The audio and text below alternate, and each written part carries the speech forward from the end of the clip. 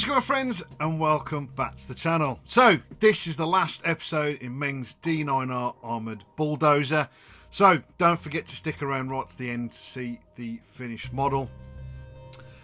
So last episode, it's a bit of a shame really, because I've really enjoyed building this model. It's been a real real nice. There's been no headaches with it. It's not one of them ones that you get a little bit frustrated, so it's really been a nice model to build.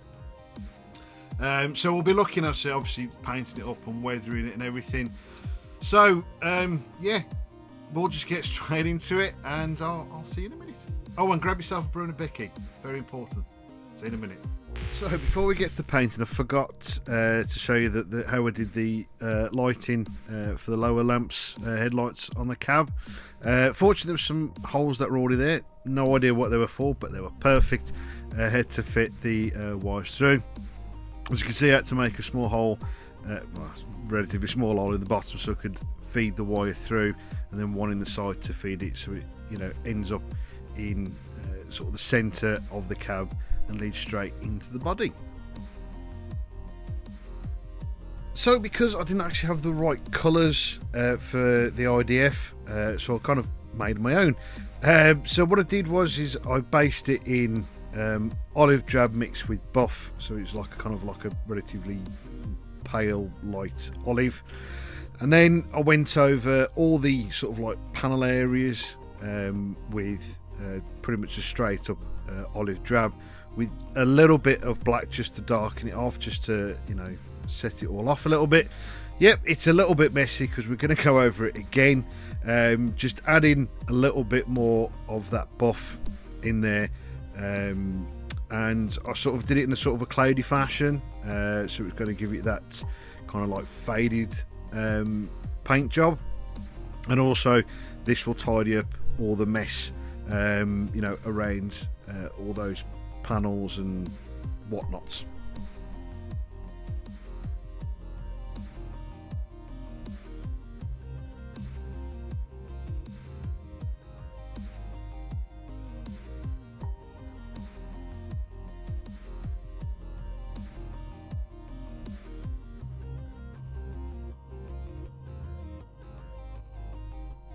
So there we go, that's that bit done. I like actually how this has turned out, because it gives you that kind of, a little bit of a kind of, like a grime look, again, with that fading. And again, I did exactly the same over on the roof. Now, I've decided, and I've been looking forward to actually using this for a while, I'm using AK's dark brown wash for olive drab vehicles. And it's really nice. It's really thin, so you have to put a little dab on, and to be fair, capillary does the rest. And then just to clean it up, just damp your brush in some white spirit, and just remove any excess that you don't want, and basically just pushing that back into the panel or any form of recess, and it will give you a nice added extra bit of depth to the model. And again, it's fun, it's really nice. I've been seeing a lot of people use it, and we want to use it for a while, and it was very much well worth the buy. So I also did some oil stains there as well, which I'll come back to in a minute. So what I'm doing is now is a bit of chipping. So I went back to my original base coat, added probably a little bit more buff in there just to lighten it up, to give you that nice loose scratched or recently scratched areas. And then for the sort of deeper chips that go beyond the paint, I mixed a very dark sort of blacky brown colour, which again is kind of like a bit of a kind of a rust type colour, and just painting them into some of the some of the bigger chips and into some of those larger scratches.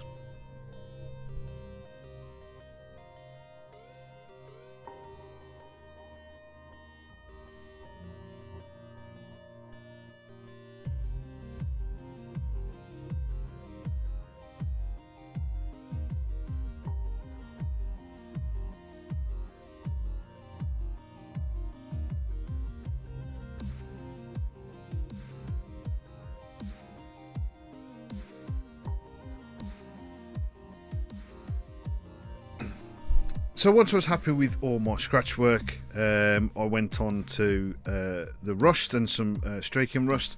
So for this I've used again AK's wash, and this is a light rust one, and again it's really nice. It's really it's quite a flexible wash to use, and again it's exactly the same as using that dark brown wash.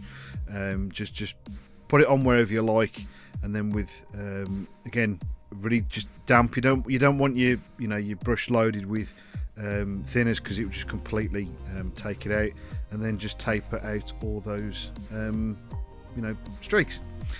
So moving on to the dirt and a bit more dusting. So what I have done is I've again employed the hairspray chipping technique. Again, mixed results with this, but for the most part I was quite happy with it. So I put my hairspray down, and then just I can't remember what I used for this, but relatively light brown, just to give us a kind of like a dust. I think I used flat earth and again buff for this, and then again just with a wet brush with some tap water, and just remove the areas that we want to look chipped. Though obviously this is not chipping for like obviously paint chipping.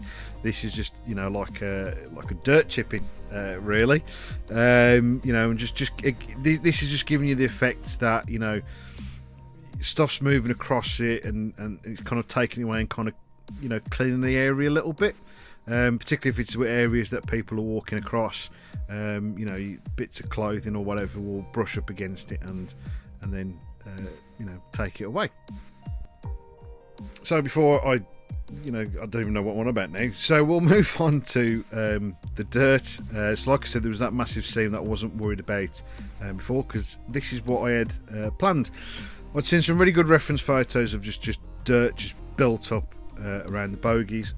So I'm using for this first bit is Mig's heavy mud, and it's turned earth. It's a really nice material to use. I've used it before on the Italieri 1/16 Triumph, and it's really nice. It's good, really nice sort of dirt colour, but it's got a lot of like grit or pigments or something in it, so it gives you a really nice texture when you slap it on, because that's all we really need to do. And I just made sure that it was going around the right areas, and following where the track would run. Then, because it wasn't quite as thick as I wanted it to be, I've used again Mig's mud, and it's heavy earth, which has got more of that sort of pigment in there. Again, I didn't quite have kind of the texture I really wanted, or the volume of it really. So what I used was a bit of sand. Actually, it was builder sand, so it got a bit, quite a bit of grit in there as well, and that helped, thicken it out, a little bit more.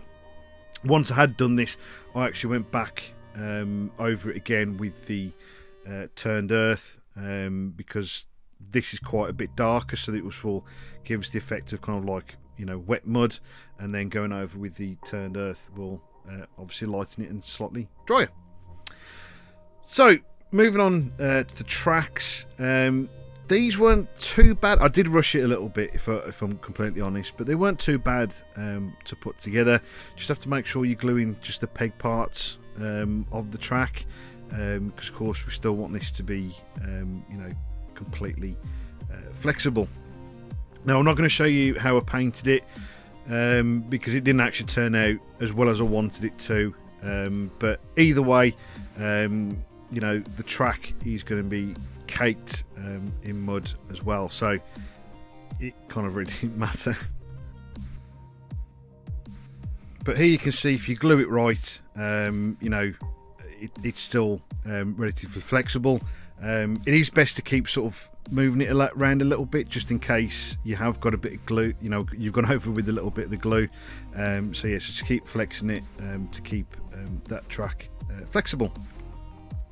The cleats themselves, they just sit, you know, straight on top of the track links themselves, and just, you know, for a bit of kind of wear and tear, I've used this graphite pencil and just run them across the top edges of the cleats. Some of this will hopefully will show through the mud, but it gives you that, you know, that nice sort of worn effect. And as you can see, that rust there that I did, which I wasn't very happy with, but like I said, the whole thing's going to be caked in a lot more mud,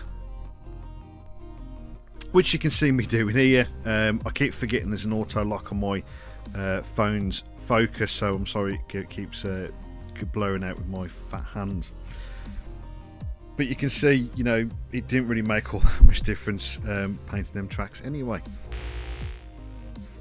So there we go, my friends. It's nearly time to showcase the finished model. But before we do that, I'd just like to thank you guys ever so much for joining me. Do hope you have enjoyed it. I hope you have enjoyed the series as well. Also, if you're new around here, or if you haven't done so already, please consider liking and subscribing to the channel. Of course, as well, if you know, if you put bell notifications on, it'll tell you when the next video is out and available. If you'd also like to support the channel, there are links in the description down below. Everything you guys donate comes straight back into the channel. So it's time to reveal the complete and finished model. I hope you enjoy it. Thank you ever so much for watching, and I'll catch you again soon.